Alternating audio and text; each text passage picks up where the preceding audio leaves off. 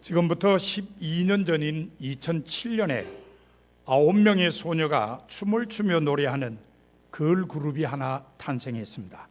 어떤 그룹이었을까요? 네, 소녀시대였습니다. 지금은 소녀시대 멤버들이 나이가 좀 많이 들었어요. 모두 30대입니다. 그래서 이제 소녀시대라는 이름으로 활동하기는 조금 좀 계면적인 구석도 있고, 또 제각기 활동하느라고 개점 휴업 상태입니다. 그렇지만 그 당시만 해도 굉장한 인기를 끌던 그룹이었습니다. 믿기 어려우시겠지만 소녀시대 1집 앨범 안에 작은 화보가 하나 붙어 있는데 그 화보에 제 이름이 나옵니다. 놀랄 일이죠, 그죠? 한 멤버가 감사의 글을 썼는데 그 글 속에 이런 구절이 나옵니다. 늘 응원해 주시는 고마운 궁정교회 식구들, 권종호 담임 목사님, 송용수 목사님, 또 우리 학제쌤 기도 듣게 여기까지 왔어요. 감사합니다. 조금만 쓴 게 아니고 긴 글 속에 저 문장이 들어 있습니다. 근데 글씨가 워낙 잘해요. 그래서 저도 사실은 전에는 읽었는데 설교 준비하면서 다시 읽으려고 그러니까 보이질 않아요. 그래서 사무실에 가서 우리 이수경 선생님한테 이거 좀 보이냐 그랬더니 보인다 그래서 써달라 그랬어요. 누가 쓴 글일까요? 네, 써니가 썼습니다. 이 써니의 원래 이름은 이순규입니다. 궁정교회 이수영 장로님의 셋째 딸입니다. 그리고 이수만 SM 회장의 조카입니다. 이수만 회장은 위로 형이 두 분 있는데 작은 형의 딸이 바로 순규입니다. 하지만 오디션 때 가족 관계를 이야기한 적이 없고 오디션 담당자 역시 눈앞의 소녀가 회사 대표의 조카라는 사실을 몰랐다는 것은 널리 알려진 이야기입니다. 사실 순규는 중학교 시절부터 가수로 데뷔하기 위해 열심히 준비했습니다. 제가 알기로는 중학교 2학년 때부터 연습생 생활을 시작했어요. 4명인가가 리틀 슈가 그룹을 만든다고 열심히 연습을 했습니다. 그러다가 슈가가 해체되고 리틀 슈가는 만들어지지 못했죠. 그러다가 소녀시대 멤버로 데뷔하게 되었습니다. 데뷔 후에 순규가 이수만 회장의 조카라는 사실이 알려지자 입방아 찍기를 좋아하는 여러 사람이 순규 가족의 신상털기를 했습니다. 하지만 3가지 일 때문에 곧 신상털기가 종결되었습니다. 첫째는 순규가 혼자서 노래하는 영상이 있었는데 그게 소개되면서 야, 순규도 노래 잘한다 이렇게 인정되었습니다. 둘째는 순규의 아버지가 젊은 시절에 동생인 이수만 회장과 듀엣으로 가수 활동을 했다는 것이 알려지면서 야, 순규 집안에는 가수 DNA가 있다 이게 인정되었습니다. 셋째는 아주 극성적인 사람들이 순규 집을 찾아냈어요. 그리고 순규 집에 찾아갔더니 문패에 이수영, 박영숙, 이은규, 이진규, 이순규 이렇게 5가족의 이름이 모두 적혀 있더라고 전해지면서 이 가족은 절대로 의욕 살만한 일을 할 사람들이 아니라는 게 인정되었습니다. 그렇게 해서 신상털기는 바로 정리가 되었습니다. 그 후에 순규에 대해서 입방아를 찢는 사람은 없었습니다. 대신에 순규를 칭찬하는 소리는 여기저기에서 나왔습니다. 한때 인기를 끌었던 꽃보다 할배라는 TV 프로그램이 있었습니다. 여기 타이완, 대만 편에 순규가 등장했습니다. 할아버지들이 얼마나 좋아했는지 또 그걸 보는 시청자들이 순규를 얼마나 좋아했는지 몰라요. 귀여움을 독차지했습니다. 그런데 2년 전에 소녀시대 데뷔 10주년을 맞아서 한 시사주간지 기자가 순교의 생일을 축하하는 글을 쓴 적이 있습니다. 그런데 그 글의 제목이 상당히 의미 있습니다. 이런 제목입니다. 해가 되지 않아 해처럼 빛나는 글. 아주 의미 있는 제목이었습니다.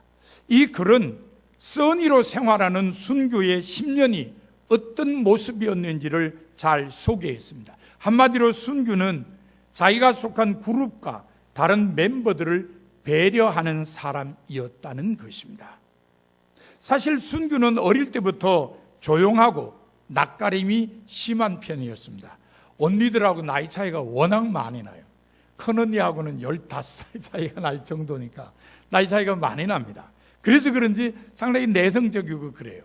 오죽했으면 연습생 시절에 말수가 적은 순교를 보고 다른 연습생이 쟤는 외국인 연습생이라 우리나라 말이 서툰가 이렇게 오해했을 정도라고 합니다.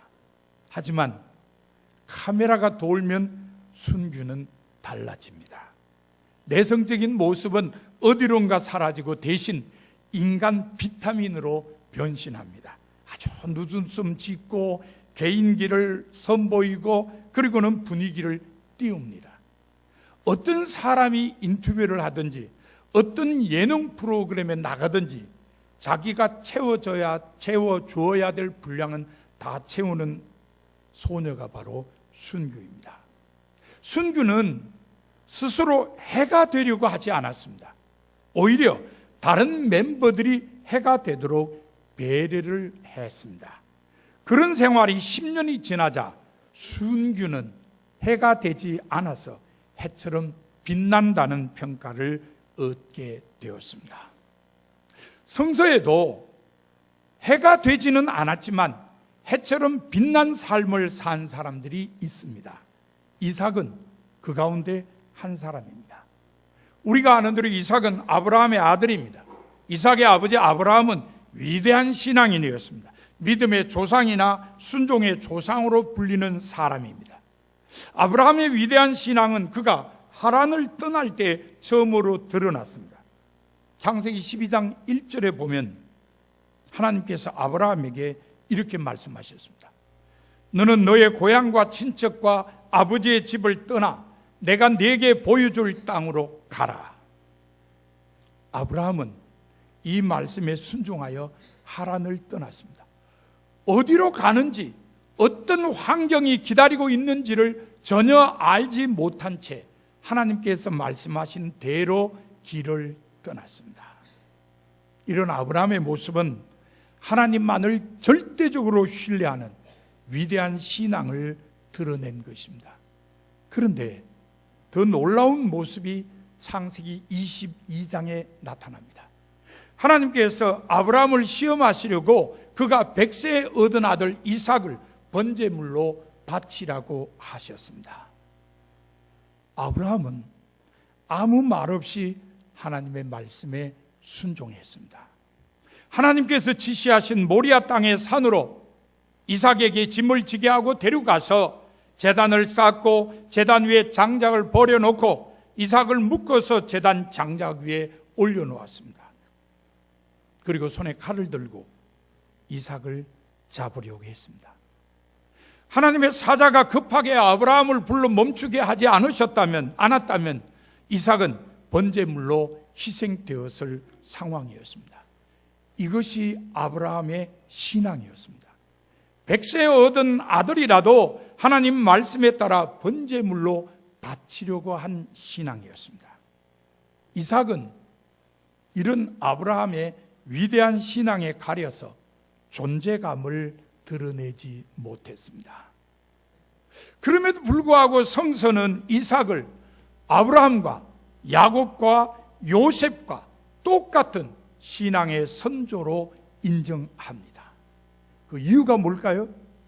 그것은 이삭이 해가 되지는 않았지만 해처럼 빛난 삶을 살았기 때문입니다. 이삭의 말이 처음으로 기록된 것이 창세기 22장입니다.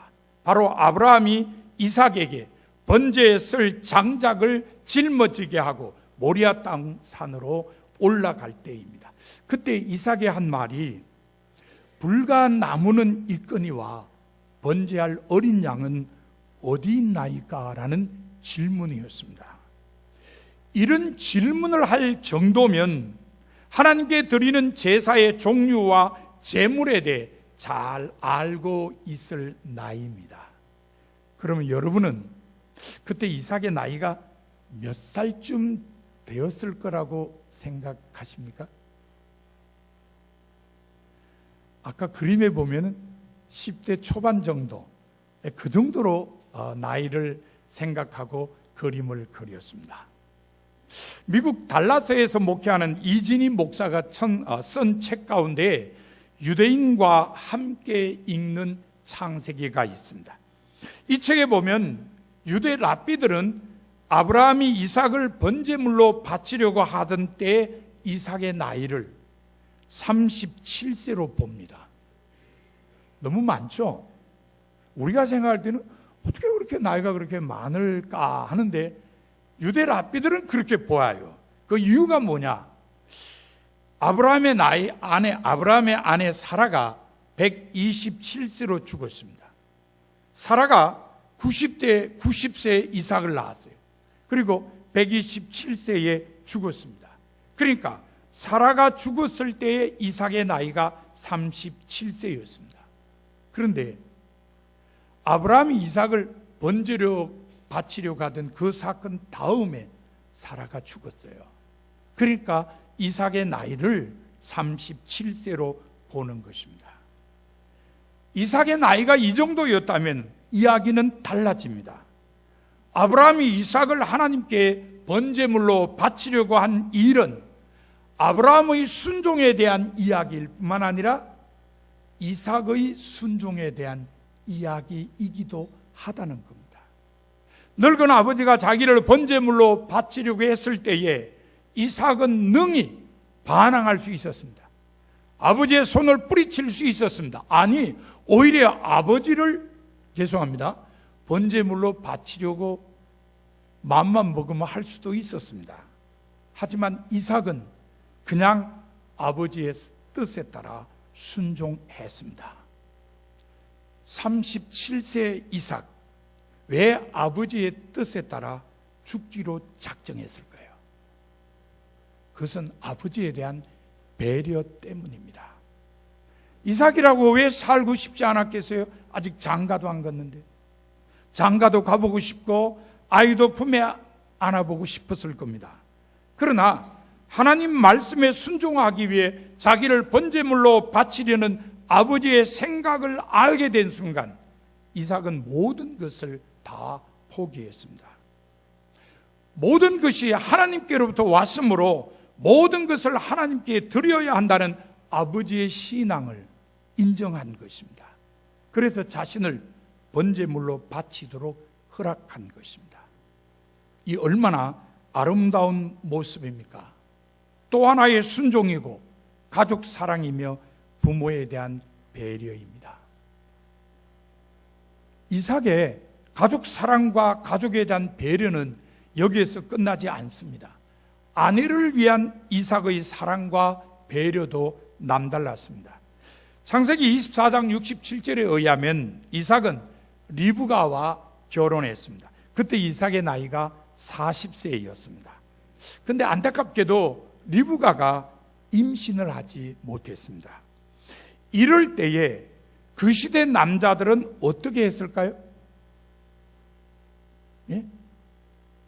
단어가 갑자기 생각이 안 나십니까? 예. 새 장가를 들었다, 새 부인을 얻었다, 또는 후처를 취했다, 이렇게 표현할 수 있을 겁니다. 전에 목회하던 교회에서 성경 공부하다가 이 얘기가 나오길래 남자 성도님들에게 어떻게 생각하세요? 그랬더니 한 남자 권사님이 뭐라 그런지 아세요?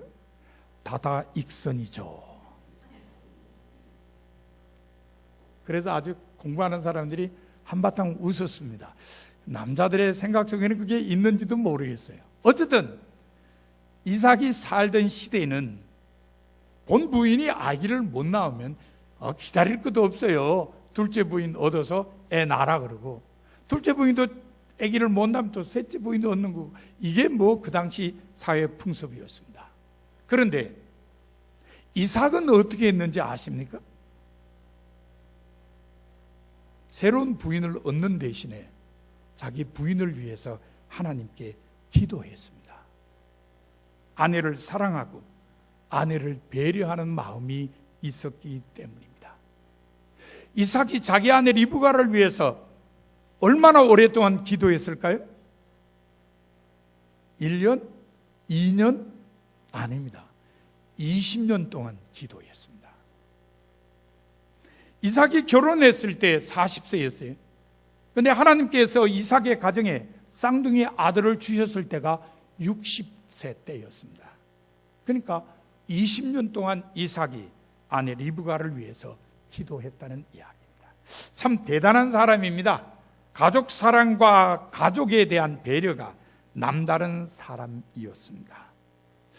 이삭의 가족 사랑과 가족에 대한 배려는 이게 전부가 아닙니다. 자식에 대한 사랑과 배려도 남달랐습니다. 창세기 27장 1절에 보면 이삭이 늙어서 눈이 어두워 잘 볼 수 없게 되었습니다. 그런데 어느 날 맏아들 에서를 불렀습니다. 그리고 이렇게 말했습니다. 내가 이제 늙어 어느 날 죽을런지 알지 못하니 그런즉 내 기구 곧 화살통과 활을 가지고 들에 가서 나를 위하여 사냥하여 내가 즐기는 별미를 만들어 내게로 가져와서 먹게 하여 내가 죽기 전에 내 마음껏 네게 축복하게 하라. 이삭이 지금 뭘 하고 싶어서 맏아들 에서에게 이런 말을 했을까요? 복을 빌어주고 싶어서, 자식에게 하나님의 복이 임하도록 해주고 싶었던 겁니다. 그러면 에서가 마음에 쏙 드는 아들이어서 그랬을까요? 절대로 아닙니다. 창세기 26장 34절에 보면 에서가 40세가 되던 해에 햇사람 부엘리의 딸 유딧과 엘론의 딸 바스맛을 아내로 맞았습니다. 하지만 이 두 여자가 이삭과 리브가의 근심거리가 되었습니다. 며느리가 근심거리가 되면 아들은 어떻게 보일까요? 이하 동문이겠죠, 그죠? 이하 동문일 겁니다.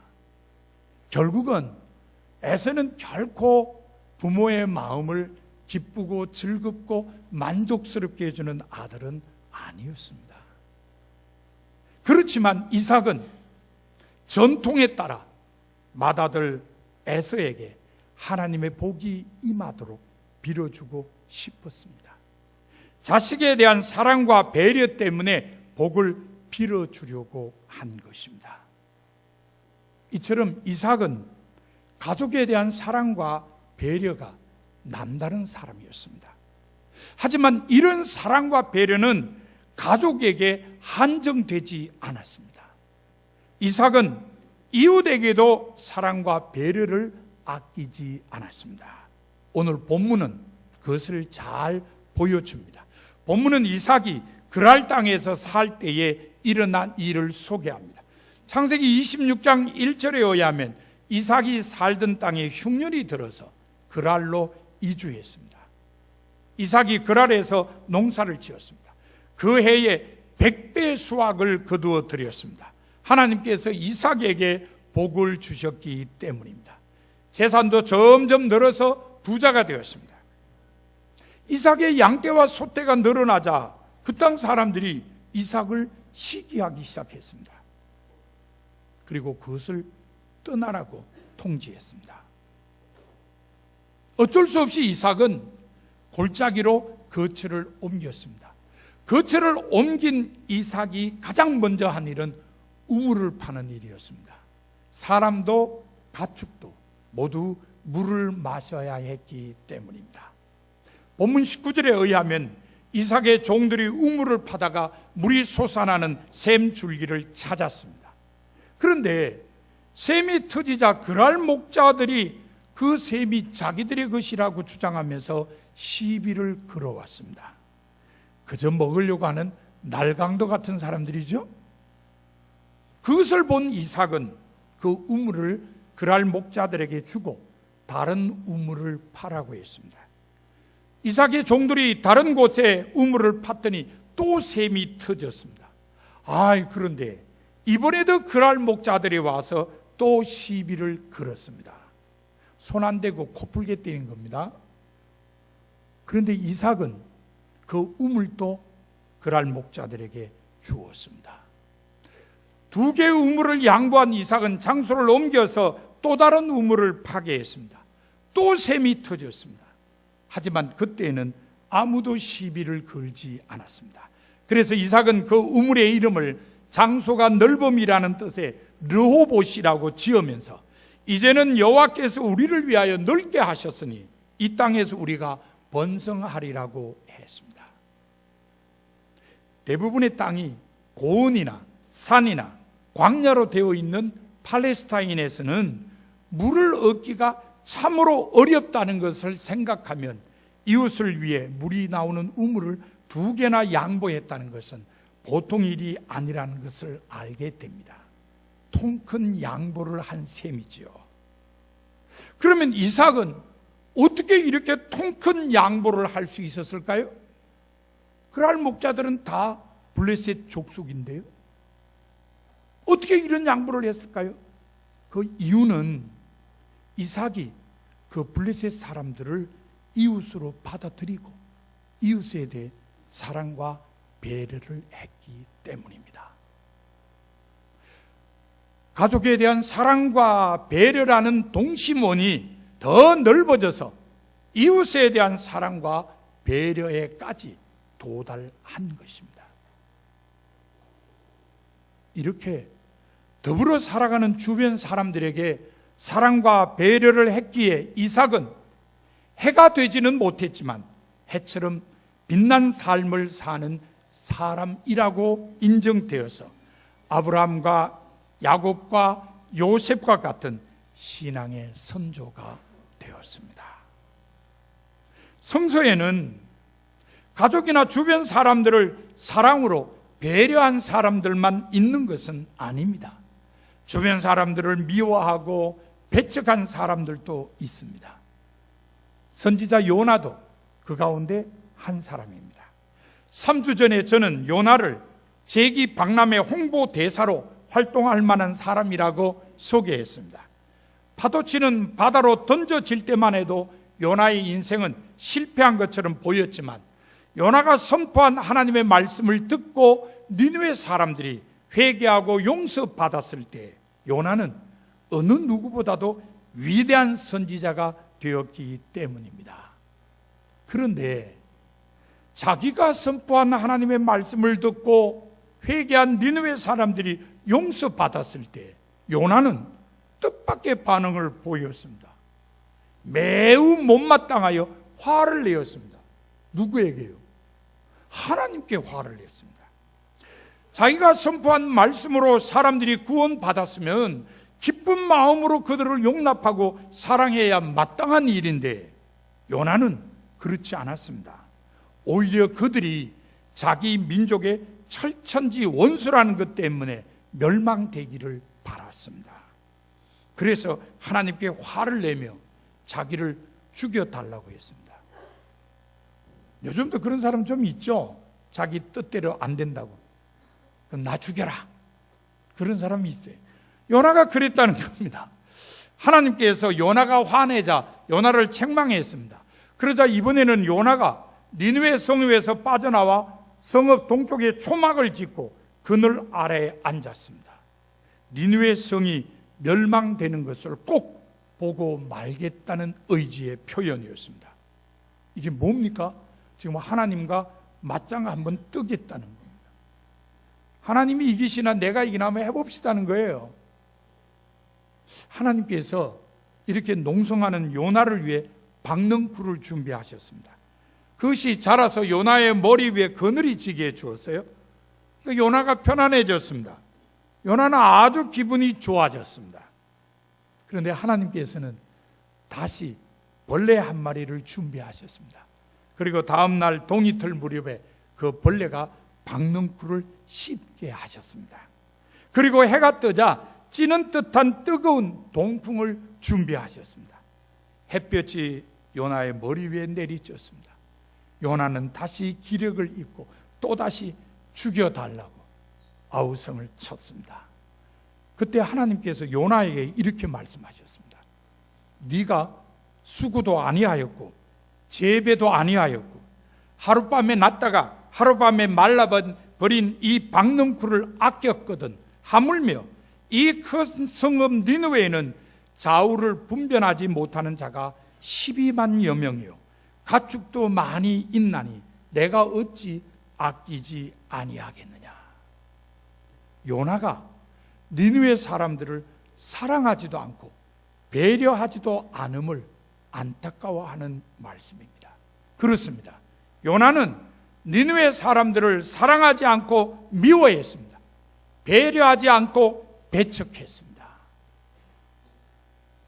이처럼 성서에는 주변 사람들을 사랑하고 배려하는 사람들이 있는가 하면 미워하고 배척하는 사람들도 있습니다. 이 세상에도 마찬가지입니다. 주변 사람들을 사랑하고 배려하는 사람들이 있는가 하면 미워하고 배척하는 사람들도 있습니다. 사랑하는 성도 여러분, 여러분은 어떤 사람입니까? 주변 사람들을 사랑하고 배려하는 사람입니까? 아니면 미워하고 배척하는 사람입니까? 추석 명절을 앞둔 여러분에게 하나님께서 주시는 말씀은 가족과 친척과 이웃을 사랑하고 배려하는 사람이 되라는 것입니다. 여러분 모두 추석 명절에 만나는 가족, 친척, 이웃을 사랑하고 배려하는 성도가 다 되시기를 바랍니다.